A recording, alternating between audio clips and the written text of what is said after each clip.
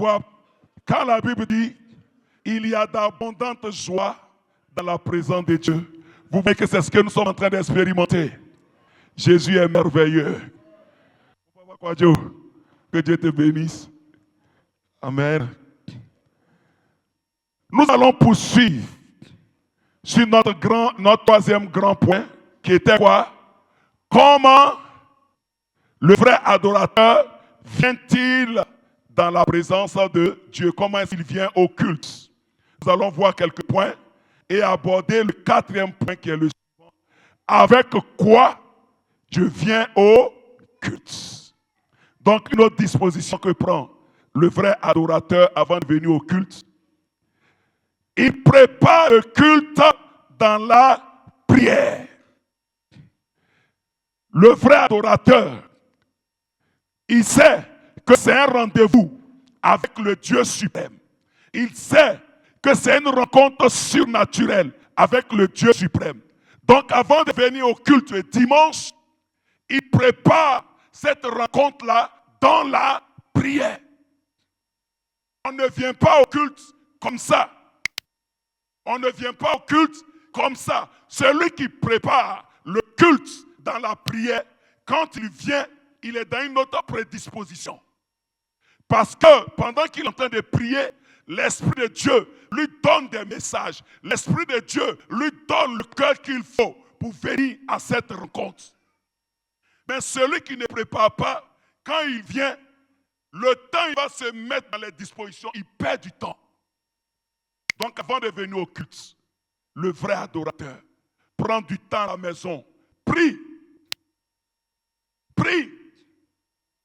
un chante qui sait qu'il est au programme le dimanche. Avant de venir au culte le dimanche, toute la semaine, il prie, il jeûne, il lit la parole de Dieu. Les chantes, on a rendez-vous le vendredi. Un chante, je ne suis pas en train de présenter. Il y a des musiciens qui ne sont pas là, ils sont venus le premier jour. Ils pensaient que c'était pour venir bailler. On va les laisser, ils vont faire bang, bang, bang, bang, bang, bang. Comme on ne les a pas laissés, ils ne sont pas là. Tous les musiciens, donnez l'information. Choristes de cette assemblée. Si tu n'es pas là jusqu'au vendredi, considère que tu ne fais plus partie du groupe musical. C'est un décret que j'ai signé. Vous dites également aux choristes, chorales, groupes traditionnels, ensemble vocal, tous ceux qui sont absents, considérez qu'ils ne font plus partie de ces groupes-là. Même si c'est ceux qui ont pas de crapaud, qui ne savent pas chanter, qui sont là, je vais m'engager à venir répéter avec ces personnes-là. Ce que je suis en train de dire, je suis au sérieux. C'est ce que le Seigneur met sur mon cœur. Le Seigneur veut amener cette église-là à une autre dimension. Fini la plaisanterie, fini l'amusement. Les choristes qui se font prier, on va voir ça vendredi. Un choriste qui s'absente considère qu'il ne fait plus partie. Si je vois un musicien qui n'a pas été là toute la semaine, le dimanche, publiquement, je le mets sous discipline, il dégage. Parce que les musiciens ne viennent pas au sommet spirituel. C'est dimanche, ils viennent, ils pensent qu'on a besoin de l'état. On n'est pas serré de talents de musiciens. J'insiste là-dessus. Donc, avant de venir au culte, il faut se préparer dans la prière. Un autre élément, une autre disposition qu'il prend, il vient avec une bonne disposition de cœur. C'est-à-dire, il vient avec un cœur humble. Et le psaume 51, le verset 19 le dit. David dit, les sacrifices qui sont agréables à Dieu, c'est un esprit brisé. On ne peut pas adorer Dieu. Sinon, il ne peut pas avoir adoration s'il n'y a pas quelqu'un qui s'humilie. Pour qu'il y ait adoration, c'est que mon grand frère Digny est debout. Et puis moi, son petit frère, il fait quoi? Je suis abaissé devant lui. Il faut qu'une personne soit élevée et l'autre soit abaissée. Donc, pour qu'il y ait une véritable adoration, on doit venir avec un cœur humble. Tu vois des gens qui sont gonflés. On a parlé de ça, ils sont là. Avec un tel cœur, tu ne peux pas adorer Dieu et le rencontrer. Amen. Le vrai adorateur vient avec un cœur simple. Il y a des gens qui viennent, ils sont compliqués. Le cœur est compliqué. Avec un cœur compliqué, tu ne peux pas adorer Dieu, bien-aimé. Dieu est simple. Jésus est simple. Quand nous lisons Actes 2, à partir du verset 45 à 47, on dit que les disciples remplis du Saint-Esprit étaient dans une communion fraternelle. Ils adoraient Dieu avec simplicité de cœur. Toi, tu viens, tu es compliqué. Ton compliqué, tu laisses ça à la maison. Ici, c'est simplicité.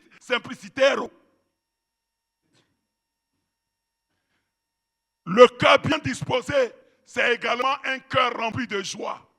Dans Matthieu 2, le verset 10, on dit quand les mages ont aperçu l'étoile, ils éprouvaient une grande joie. Ils éprouvaient une grande joie. Ils éprouvaient une grande joie. Néhémie 8, le verset 9 à 10 nous dit, ce jour est consacré à l'Éternel votre Dieu. Ne soyez pas dans la désolation et dans les larmes, car la joie de l'Éternel sera votre force. Le jour du Seigneur, ce n'est pas un jour pour faire pitié, ce n'est pas un jour de pitié, ce n'est pas un jour de désolation, c'est un jour de joie. Donc quand tu quittes chez toi pour venir au culte, tu dois être rempli de joie. Amen, amen. Amen, amen. C'est pourquoi David nous dit, dans le psaume 122, le verset 1, il dit, je suis dans la joie quand on me dit, allons à la maison de l'Éternel. Toi, tu viens comme au culte. Visage serré. Le gars, il est fâché. Parce que sa femme lui a mal parlé le matin. Quand il vient, tu dis, mon frère Zerbo, il dit, laisse-moi, je suis en boule. On ne vient pas adorer Dieu avec un cœur chaud. Ton cœur est chaud, ancien calice, mettez barrique et glace dehors. Là, ceux qui ont un cœur chaud, ils vont glacer leur cœur avant d'entrer au temple. C'est ce que je suis en train de dire, c'est réel. Vous comprenez pourquoi on vient au culte, on dit on vient adorer le Seigneur, on ne voit pas sa gloire. Le Seigneur n'opère pas au milieu de nous. On vient avec nos sentiments, on vient avec nos ressentiments, on vient avec nos états d'âme.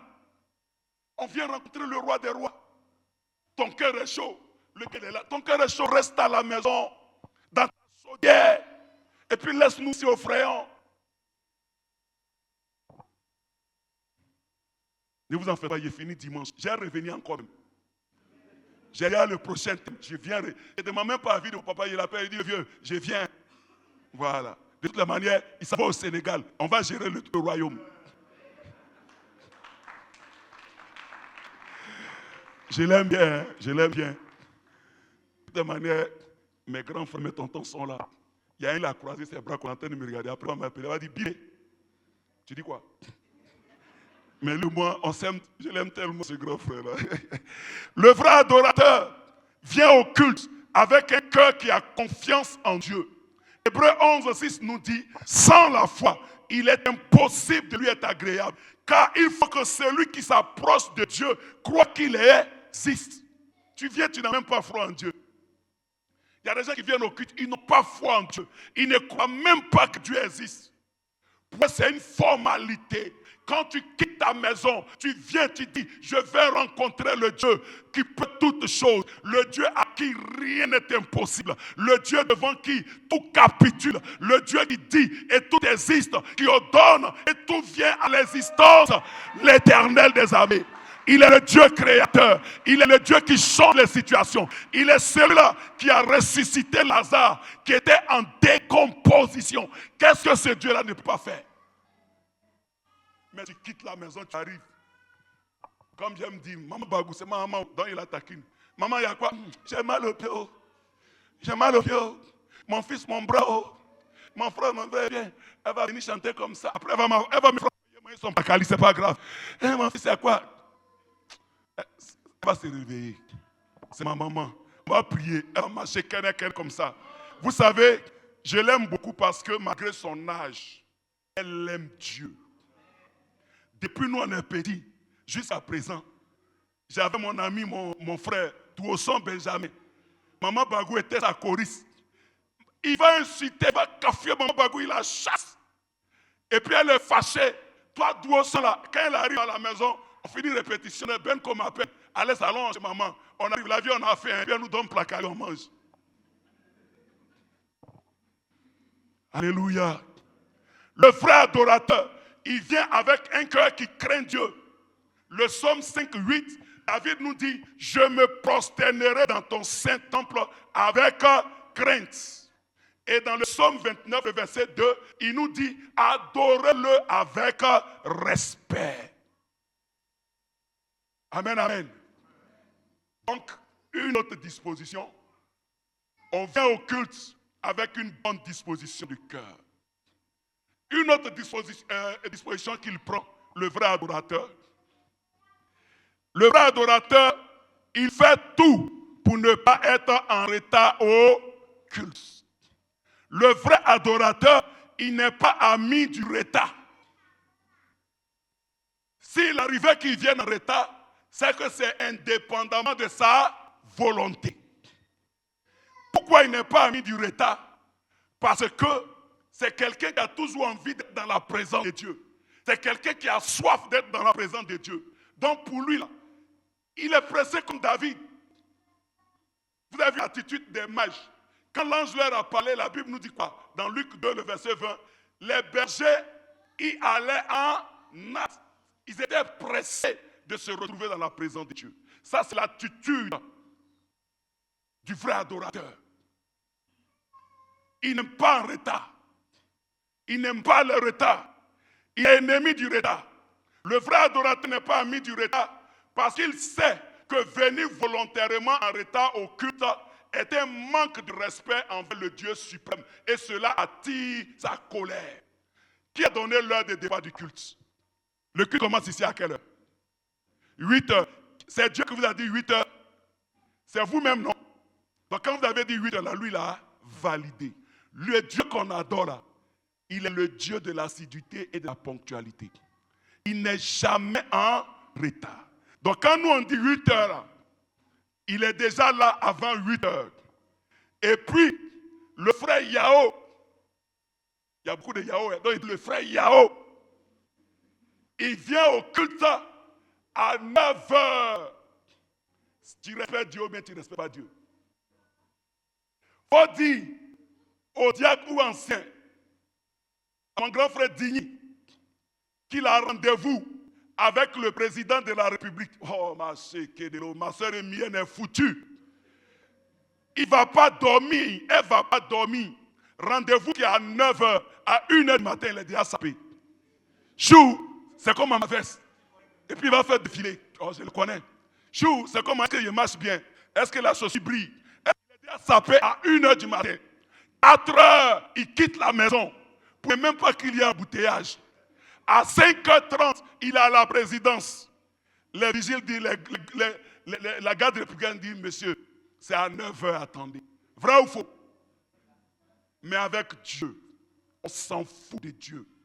On méprise Dieu. Alors que le président de la République n'est rien devant ce Dieu-là. Mais tu viens à quelle heure à l'église? Tu penses que tu as rendez-vous avec le pasteur Yahweh Israël? Tu as rendez-vous avec le Dieu qui tient ton souffle de vie entre ses mains. Vous comprenez pourquoi l'Esprit de Dieu n'agit pas au milieu de nous? On ne respecte pas Dieu. Pourtant, nous-mêmes, on aime qu'on nous respecte. Le Dieu n'a manqué de respect. Mais toi-même, tu ne respectes pas Dieu. Amen, amen. Le vrai adorateur n'est pas ami du retard parce qu'il sait qu'il peut perdre les grâces de Dieu et peut faire perdurer ses problèmes. Ça veut dire quoi? Dieu là, il parle tantôt d'une manière, tantôt d'une autre. Il y a des bien-aimés, ils ont déjà calculé.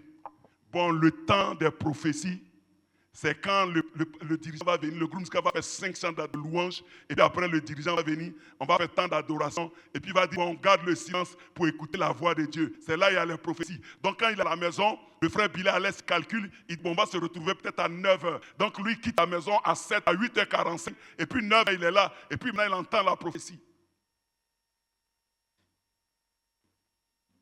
On est nombreux dedans, moi il faisait ça. Hein.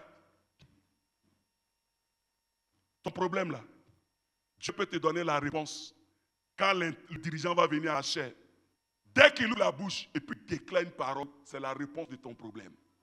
Pendant ce temps, toi encore, tu es couché à la maison. Tu es en train de regarder France 24 pour prendre les informations.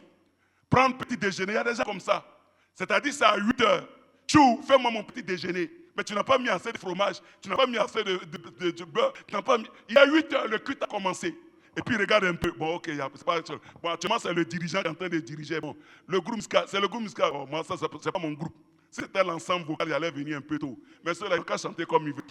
Et puis après, eux, on m'a dit c'est le groupe traditionnel de Maman Bagoula. Eux, là, hey, ils chantent des chants bizarres. Tout ça, là, n'a qu'à finir. Et puis, mon avant-chose. J'ai dit, c'est face to face. Moi, j'étais chez moi là-bas. J'ai dit à papa Israël de m'appeler, je suis venu. Il y a des femmes qui viennent en retard parce qu'elles ont payé habit. Ça fait 500 000. La chaussure, dernier cri, qu'elle s'évalue, ça fait 3 500 000. Elle a mis elle a changé sa coiffure. Donc il faut que toute l'église fasse ça. Donc qu'est-ce qu'elle fait? Quand tout le monde, elle attend. Adoration, on ne va pas la voir.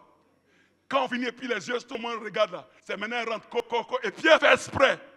Il y a place derrière, elle vient devant. Et puis mon gars fait digner, non, il n'y a pas place ici, retourne. Il n'y a pas place. Et puis elle retourne. Tout ça pour qu'on puisse la voir. Il faut t'acclamer.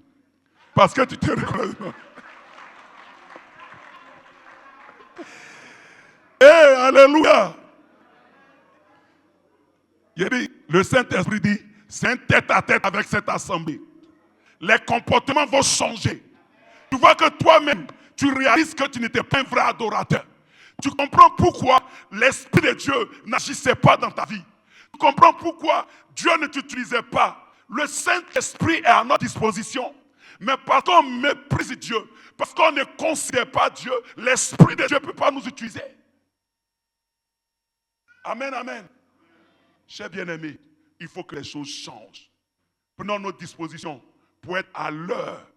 Une autre disposition, celui le vrai adorateur venant au culte, il se prépare psychologiquement, il se prépare moralement. Pourquoi? Parce que c'est une rencontre spirituelle, surnaturelle avec Dieu. Tu ne sais pas ce que Dieu va faire. Quand tu vas voir le président, il a dit 9 heures. Il peut prendre son temps, c'est à 14 heures, il va te rencontrer, vrai ou faux? Donc, quand partant là, psychologiquement, tu t'es préparé, tu dis, c'est qu'il vaut mieux être à la présidence. S'il m'a reçu à 15 heures, s'il m'a reçu à 20 heures, c'est qu'il va me recevoir. De la même manière, quand tu quittes ta maison pour venir, psychologiquement, tu dois être préparé. Puisque tu ne sais pas ce que Dieu va faire. Papa Yahweh Israël peut dire, à 9h30, c'est le temps de la prédication. Et une sœur prend un chant. Dès qu'elle commence à chanter, il y a une puissante action de l'Esprit de Dieu. Et il reçoit qu'il ne doit plus prêcher. Ça devient un temps d'adoration. Et pendant ce temps d'adoration, pendant que les cœurs sont plongés dans la présence de Dieu, le Seigneur commence à guérir. Le Seigneur commence à délivrer. Il y a une puissante manifestation de l'Esprit de Dieu. Au moment où tout le monde va se réveiller, on est à 14 heures. Vrai ou faux? Mais si toi, tu es programmé comme ordinateur, mais le culte du trop, non, le culte du trop. Et puis généralement, quand ils disent le culte du trop, ils sortent là. C'est pour aller dans Alokodrome, Shawamadrome, Beledrome, Télévision-drome, Achekedrome, Portable-drome. Chacun crée son mot, prenez ça comme ça. Les choses doivent changer. Le vrai adorateur, en venant dans la présence de Dieu, il porte la tenue qu'il faut. Il porte l'habit qu'il faut. Dieu, là, il ne nous demande pas de porter habit de 500 millions pour venir l'adorer.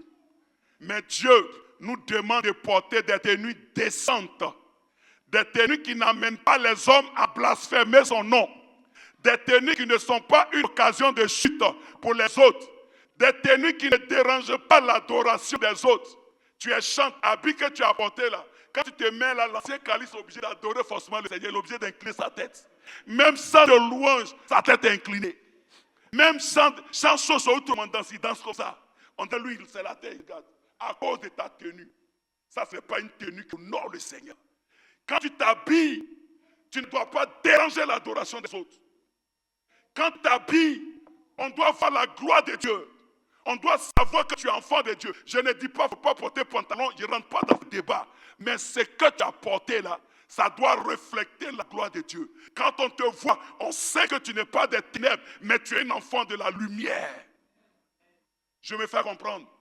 Et ta tenue que tu as portée ne doit pas déranger l'adoration. Imaginez, je l'ai dit au chant le 15, Papa Israël vient, et puis on dit l'homme de Dieu va rentrer pour prêcher. Et puis il sort avec une grosse culotte qui arrive ici, avec une chaussette. Ancien Calice va dire, pasteur, qu'est-ce qui n'a pas marché? Et mon grand frère Didi va dire, passe, viens, on doit gérer ça, on doit régler ça. Il va appeler Emilienne, il va aller envoyer 2 vestes, envoyer dans tata. Pourquoi? Parce que ce que le pasteur a porté, ça dérange. Amen, amen. Je ferme la parenthèse, tout le monde est comme ça. Eh Seigneur. 4e question. Avec quoi je viens adorer le Seigneur? La régie, vous avez préparé mon affaire là? Ok, non, que Dieu vous arrose. Tout à l'heure, je vous fais signe. Le jour du culte, le Seigneur n'attend que des personnes qui reconnaissent qui il est, ce qu'il a fait et qui vont le lui déclarer. Le vrai adorateur donc vient à la rencontre de Dieu, avec des paroles. Bien-aimés, venir au culte et rester muet, c'est mépriser le jour du Seigneur. C'est être ingrat vis-à-vis de Dieu. C'est être ingrat vis-à-vis de Dieu. Venir au culte et puis la bouche est fermée. Ça veut dire que tu es ingrat, tu ne reconnais même pas qui est Dieu. Tu ne reconnais même pas ses bienfaits dans ta vie. Le vrai adorateur, ce n'est pas comme ça qu'il se comporte. Que nos bouches, à compter de ce soir, soient remplies des louanges de Dieu, comme le dit le psaume 71, le verset 8. Que nos bouches publient la louange de Dieu, comme nous dit David dans le psaume 145, le verset 21. Alléluia. Hébreux 13, 15 nous dit, offrons sans cesse à Dieu un sacrifice de louange, c'est-à-dire le fruit des lèvres qui confesse son nom. Le vrai adorateur ne peut jamais rester muet ou se faire prier avant d'ouvrir la bouche pour adorer le Seigneur. C'est ce que David dit. Il dit dans le psaume 34, verset 1, il dit, je bénirai l'Éternel en tout temps et sa louange sera toujours dans ma bouche, oh Seigneur. Amen, amen. La langue du comme la plume d'un habile écrivain, nous dit le psaume 45, le verset 1. Le vrai adorateur vient devant Dieu avec des paroles pleines d'amour. Quand il parle à Dieu là, on sent que c'est l'amour. Ces paroles sont remplies d'amour. Ces paroles sont dignes du rang de Dieu. C'est-à-dire les paroles qui sortent de la bouche du vrai adorateur reflètent ce que Dieu est. Ces paroles ont un sens. Ces paroles sont respectueuses. Dans 1 Chronique 29, le verset 11, David dit, à toi, Éternel, la grandeur, la puissance, la magnificence, l'éternité et la gloire. Car tout ce qui est au ciel et sur la terre t'appartient, Éternel. C'est à toi qu'appartiennent le règne et l'autorité suprêmement sur tout. Voici des paroles élogieuses. Les paroles du vrai adorateur sont élogieuses, des paroles qui parlent de sa bonté, qui le complimentent, qui mettent en exergue ses attributs, qui l'élèvent et qui le glorifient. Amen, amen. Le vrai adorateur vient avec des paroles de reconnaissance, avec des paroles qui sont agréables au Dieu vivant. Amen. Deuxième chose que le vrai adorateur apporte avec lui en venant au culte, il vient avec des chants. Il vient avec des chants. Et c'est ce que David nous dit dans le psaume 95, le verset 1. Il dit, venez, chantons avec allégresse à l'Éternel. Et le psaume 47, le verset 6 à 7, il nous dit, chantez à Dieu, chantez, chantez à notre roi, chantez, car Dieu est roi de toute la terre, chantez un cantique. En ce qui concerne le chant, nous allons voir avec quel type de chant le vrai adorateur vient-il au culte. Pour ceux qui étaient là le 15 août, nous avons abordé cela, mais je vais le rappeler. On vient au culte avec des chants dont les paroles et les mélodies sont inspirées par le Saint-Esprit. On prend des chants dont le contenu est en conformité avec la parole de Dieu. Aujourd'hui, on a perverti nos cultes. On a introduit dans nos cultes des chants païens. On a introduit des chants dont la base, la mélodie, est une mélodie des sectes, des mélodies du monde. On a inséré ça dans nos cultes. Et puis on chante, on est heureux. Il y a un chant, quand j'ai parlé de ça, même les gens étaient étonnés. Mais c'est une réalité. À Dieu soit la gloire. À Dieu soit la gloire. Chez nous, on a interdit ça. Bam, bam, bam, bam, bam, les doyens. Bam, bam, bam, bam, bam, bam, bam, bam, bam, bam, bam, bam. Vous vous rappelez de ça, non? Dans les loges mystiques, là, Rose-Croix, franc-maçonnerie, là, c'est le chant d'adoration. Vous pensez que le diable est bête? S'il vient se présenter devant nous de façon physique, c'est le diable. Et puis on gagne en temps ou bien on le chasse. C'est de façon subtile qui rentre dans l'église. On a d'autres chants. Mon ami, il faut me faire sonner le chant là. On écoute. Hein. On écoute. Vous allez comprendre. Pendant qu'il...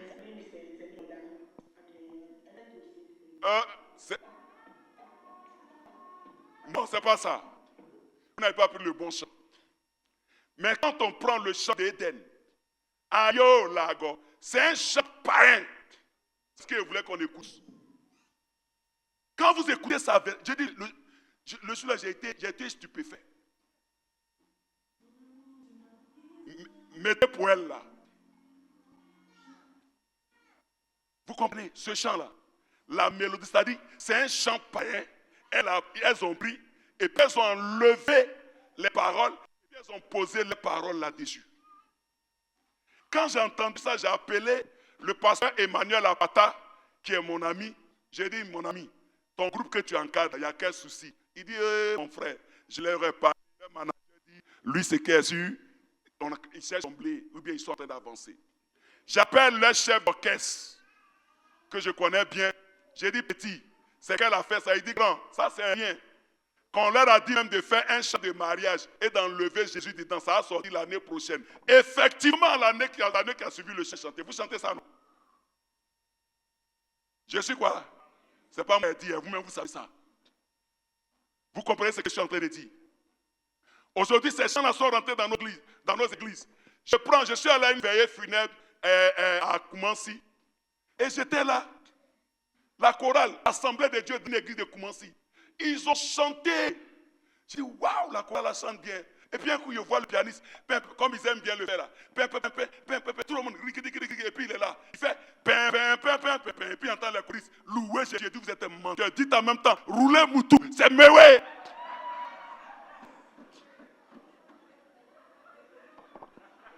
Ils font un cas, et puis là, de voix, c'est pas ça.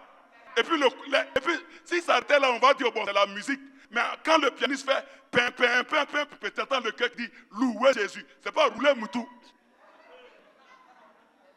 On rit, mais de façon subtile, l'ennemi est en train de travailler à travers les chants dans l'église. Il y a un autre chant. Je n'ai rien contre la composition. Mais quand ce n'est pas biblique, moi aujourd'hui, mes enfants m'appellent papa, ils disent papa tu es compliqué. J'ai dit je préfère être compliqué que de vous permettre d'écouter n'importe quoi. Donc là, je leur permets de regarder Trace Gospel. Quand on regarde cette chaîne-là, on passe les chants en revue. On prend chaque chant, on regarde l'habillement de la chante. Je dis est-ce que ça honore le Seigneur? Elle me commente. Toute la famille on a assis et puis on commente. Parce qu'il faut enseigner les enfants. Ma grande fille me dit, mais papa, ça c'est notre style, c'est notre genre, c'est comme ça. J'ai dit bibliquement, voilà. Aujourd'hui, ses yeux sont ouverts. Dans ce chant-là, quand j'ai commencé à lui parler de ça, elle aimait ça. Et puis l'Esprit de Dieu a attiré mon attention là-dessus. Le chant qui dit, il est le trouble, plein de troubles. Il y a quelqu'un même qui a écouté ça avant de venir à l'église ce soir. Je vous pose la question. Est-ce que Jésus est un trouble? Je vous pose la question. Est-ce que Jésus est un trouble? Jésus n'est pas un trouble. Donc quand tu me dis, il est le trouble, je dis faux. Ce n'est pas biblique. La Bible nous dit que Jésus est le prince de paix. Le prince de paix ne peut pas être un trouble. Mais nous on chante, il est le trouble, mais vous amusez. Vous savez, je vous encourage à faire très attention. Parce que quand vous chantez ces cantiques, vous apportez la lourdeur spirituelle dans l'église. Vous ouvrez la porte au règne de la sirène des eaux dans l'église. Quand vous chantez n'importe quoi, vous constatez que même vous-même qui aimez chanter ça, il y a une certaine présence dans votre vie. Je ne dis pas forcément ces chants que je viens de numérer. Mais quand on ne fait pas attention, les gens, écoutez, aujourd'hui, ce n'est pas le temps pour parler de musique en profondeur. Le Seigneur m'a amené à faire un enseignement sur la musique. Mais quand j'ai fini, j'ai eu des frissons. Les gens, ils calculent les sons des pianos, des instruments, tout juste pour toucher l'âme, tout juste pour vous communiquer des esprits. C'est pour ça que je ne joue pas une musique là. C'est pour ça que je suis en train d'insister sur la sanctification et sur la connexion au Saint-Esprit. On se suit. Chez nous, là-bas, il y a un responsable à l'époque qui vient me voir. Il dit, mais mon enfant, il aime bien chanter, il aime bien la musique, il aime bien, ça lui plaît. Est-ce que tu ne peux pas le prendre dans ton groupe? On va parler de ça de vendredi. Les chants qu'on chante, aujourd'hui, le diable a utilisé ça pour pervertir le milieu des chants. Parce que ce qu'on chante là, ça n'honore pas le Seigneur, ce n'est pas pour le Seigneur. C'est la sirène des eaux. Donc on voit les gens qui chantent, leur vie devient bizarre. Des chants qui n'aimaient pas les mèches bizarres multicolores. Subitement le chant là devient un mèche multicolore. Chant qui était toujours bien habillé. Subitement elle commence à se déshabiller, on ne comprend pas. C'est le chant. Le culte agréable a besoin de bons chants. Des chants qui sont inspirés par le Saint-Esprit. Mais regardez, les psaumes de David, ça fait combien de siècles en arrière? Mais jusqu'au jour d'aujourd'hui, les psaumes sont chantés et les psaumes impactent. Quand tu dis, je m'écris, loué soit l'Éternel et je suis délivré, jusqu'au jour d'aujourd'hui, ça existe, ça n'impacte pas. Mais parce que ça a été inspiré par le Saint-Esprit. Quand un chant est inspiré par le Saint-Esprit, il ne dérange pas. Il n'apporte pas la lourdeur, mais il apporte la vie de Dieu. Parce qu'il présente Christ. C'est un chant qui présente Christ. Ce n'est pas un chant qui présente des problèmes. Regardez les chants d'aujourd'hui. Tout le monde parle. J'étais dans la poussière, il m'a élevé. J'étais pauvre, c'est le jour de gloire. C'est mon jour de règne, c'est mon jour de ceci. Je m'assois pied ici là, j'ai dit, mais c'est waouh. Très rarement on parle de Christ. Il est le chemin. Il y a un thème là, même là, c'est leur ennemi. La sanctification. Ou bien le retour de Jésus. Tu prends 10 chants. Il y a peut-être 0,01 qui vont parler de ça. Tous les autres, c'est le problème de la vie. Ce sont les problèmes de la vie. C'est bon, il faut faire écouter. Écoutez.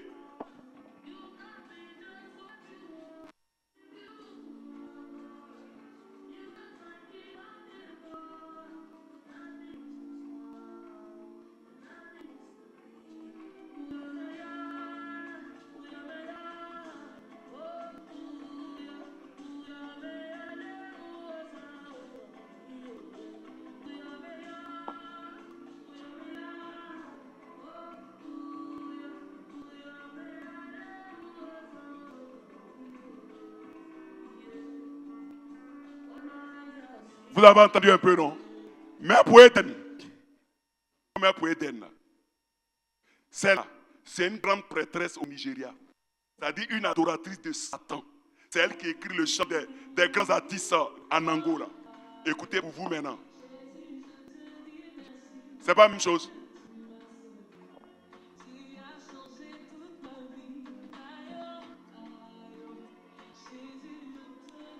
Les gars, c'est bon, que Dieu vous bénisse.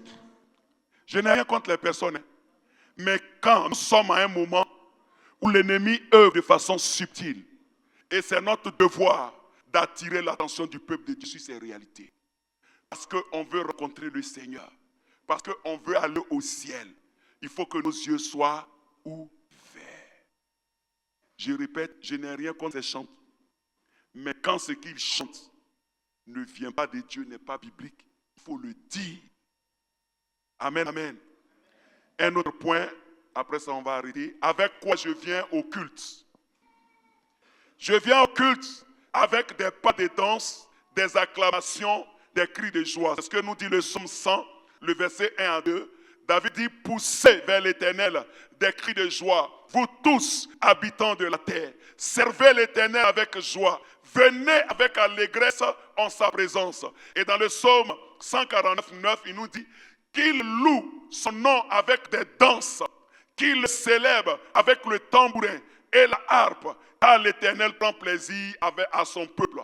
Et le psaume 47, il nous dit également, le verset 1, vous tous, peuple, battez des mains, poussez vers l'Éternel des cris de triomphe, car l'Éternel, le Très-Haut, est redoutable. Chers bien-aimés, dansez, acclamez, criez, etc. pendant le culte, plaît à Dieu, car tout cela est l'expression d'un cœur passionné, d'un cœur passionné. C'est pourquoi vous allez voir dans 2 Samuel 6, David dansait de toutes ses forces. Amen. Avec quoi je viens au culte enfin?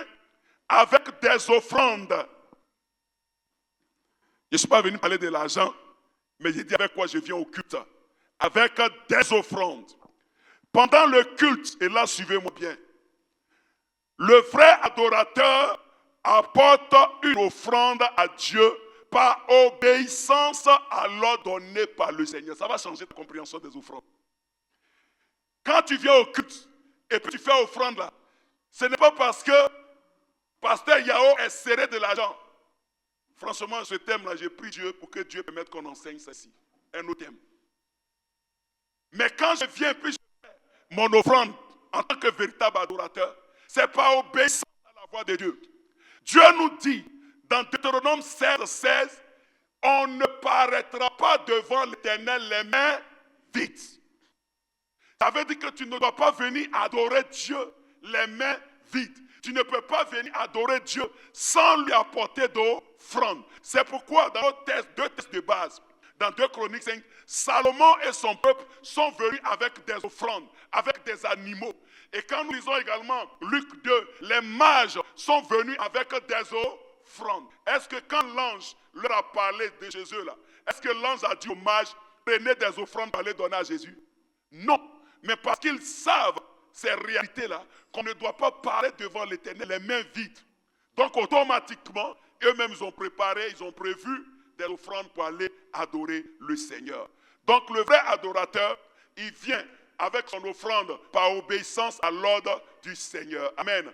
Deuxième raison, pendant le culte, le vrai adorateur apporte une offrande pour rendre complète et totale son adoration. Une adoration sans offrande, c'est une adoration incomplète, inachevée. Pour ceux qui ont adoré des fétiches comme nous, quand tu vas chez le féticheur, même si tu es piqué, tu vas aller au moins avec cola. Vrai ou faux? Il ne peut pas avoir d'adoration sans offrande. Donc vous, qui serrez vos visages, quand on parle d'offrande là, si tu es un vrai adorateur, tu sais que ton adoration doit forcément contenir une offrande. Ce sont des principes établis par Dieu.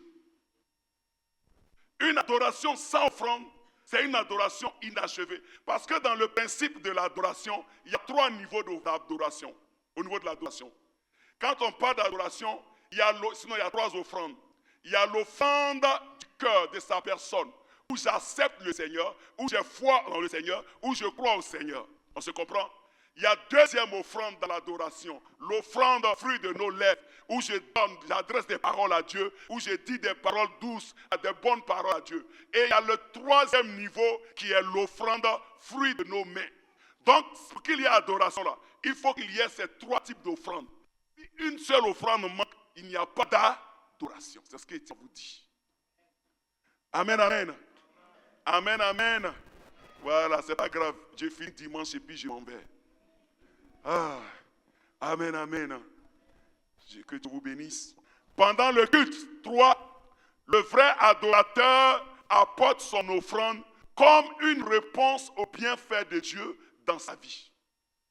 Quand Dieu a fait quelque chose dans ta vie, tu lui donnes. Mais quand pour toi, Dieu n'a rien fait, parce qu'il y a des gens là, eux là, tout c'est eux. Bien-aimés, Si tu vis, c'est grâce à Dieu. Ce n'est pas parce que tu fais sport, footing toujours que tu es en bonne santé. Il y a des gens qui font footing du dimanche au dimanche et puis AVC les patras. Donc si tu es en bonne santé, c'est la grâce de Dieu.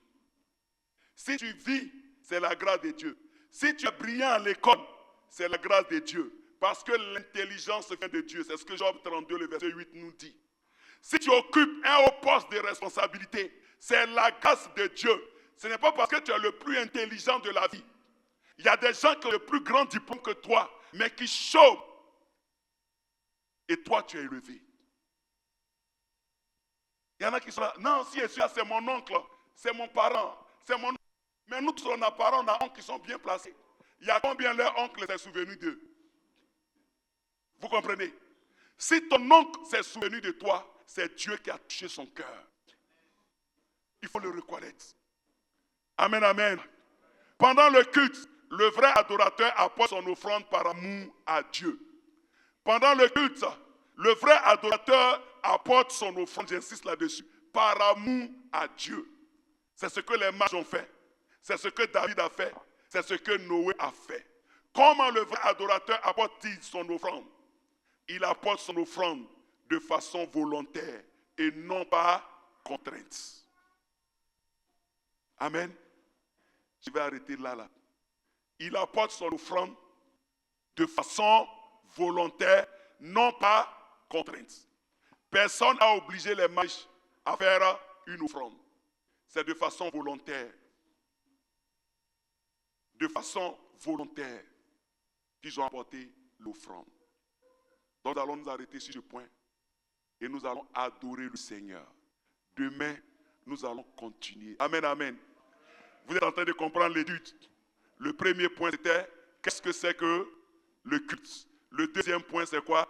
Pourquoi est-ce que je viens au culte? Troisième point, comment est-ce que je viens au culte? Nous sommes au quatrième point, avec quoi je viens au culte? Et nous allons voir au cinquième point, comment je suis au culte. Et à partir de ces points-là, ça va nous donner la dernière réponse. Comment est-ce que je ressors du culte? Tout est lié. Donc ne reste pas à la maison. Que Dieu nous bénisse. Est-ce qu'on peut acclamer le Seigneur?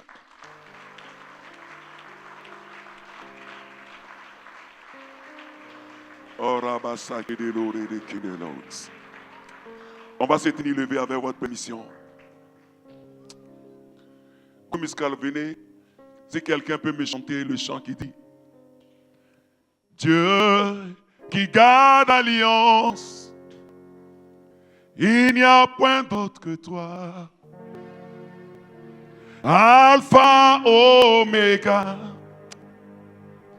il n'y a point d'autre que toi.